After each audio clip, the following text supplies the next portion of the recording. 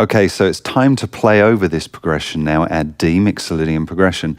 And this track to me sounds a little bit like a Bryan Adams kind of vibe. You know, it's got that anthem rock kind of thing going on, which means that I'm probably going to approach the solo in a very similar way. All right, now Keith Scott is one of my idols anyway. I think he's absolutely amazing, hits all the right notes at all the right times.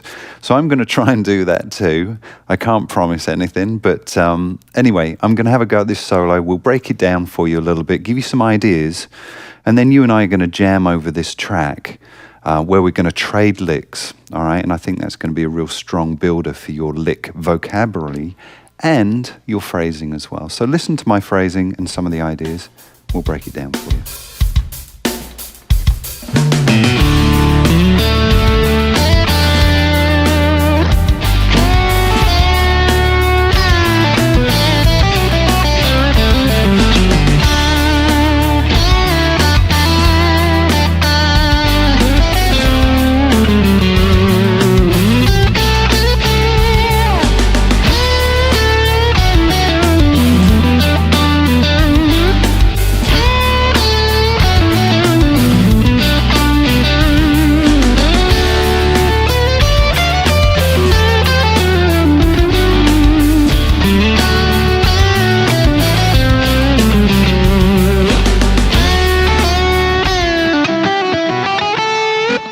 So let's check out kind of the ideas that I was playing on this. Now, again, the key tones for me are the tones of the D major chord, all right? Now we've got a D major chord in here, and of course we could imply the D7 as well, and I'm going to talk to you about that in a second, because I did a couple of times, all right? Now my key tones of the D chord are going to be D, okay, F sharp, and A, all right? So the root, the third, and the fifth.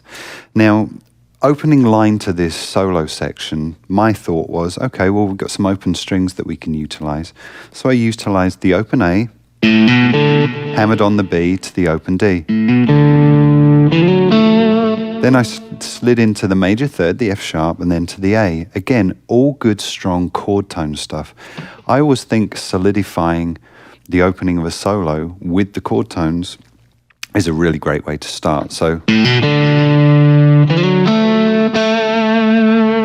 okay, so go into those key tones and then to the D, all right? So I'm using all of the chord tones there to open up my idea. Now, we were talking about, obviously, the D Mixolydian. You could use the D7 chord here too. And what I was doing was using the D7 arpeggio or a D9 arpeggio to play over this as well. Now, our tonality is going to the 5 chord within the key of G, which means I can use those arpeggios. I've just got to make sure that I'm careful where the resolutions are. So a couple of the ideas were very arpeggio, D7 arpeggio based. So,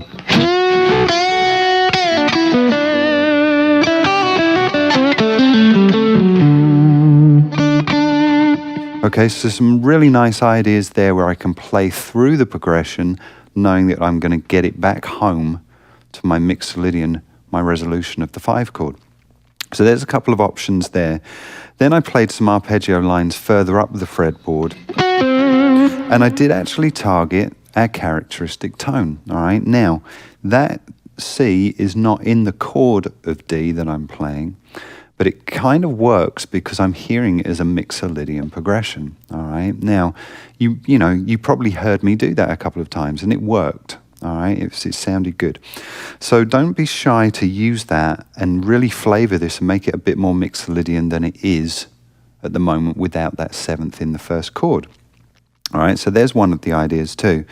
Chromatics, I'm using chromatics as well. Now again, we know that's okay, providing we're getting back to our resolution points. So they're just added tones and connections, all right?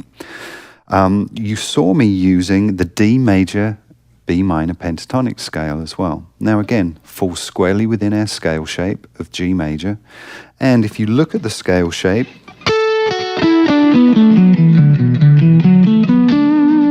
okay, there's my D major chord, all right, squarely within that. So I'm trying to get back there. So why wouldn't I start my licks where I could actually get back to that resolution point? So one of the ideas I think was this. I'm bending the A to the B here. Well, I'm going back to D. I could have gone to the F sharp or the A, all right? So this is a great position for me to see my target tones, which is why I went there, okay? And then, of course, I'm using more arpeggio kind of ideas further up the fretboard.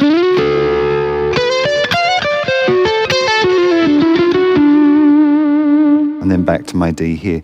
So again, I'm using arpeggios, not necessarily so much the scale things this time, apart from the pentatonic. But again, if you know that the pentatonic falls squarely within the scale shape, you really are using the G major scale. You're just using fragments of it, all right? So a B minor, D major pentatonic scale, albeit 5 notes, is 5 notes that still falls within the scale. So you could still say you're using fragments of that. Anyway, there's some ideas for you, okay? And of course, double stops are always great to use as well, and especially to color, you know, these opening tones. You could even, you know, you start with those kind of things as well. Anyway, there's some ideas and some tips on how I looked at this. And again, I was thinking, you know, Keith Scott kind of, Bryan Adams kind of feel to it. We're going to pull up the track now, and we're going to jam over this, and I'm going to play some key phrases, and I want you to play in the gaps that I'm leaving. And think about the phrasing, all right? Think as if you were playing, dueling with me, if you like a dueling guitar kind of thing, and we'll trade licks over this track. Here we go.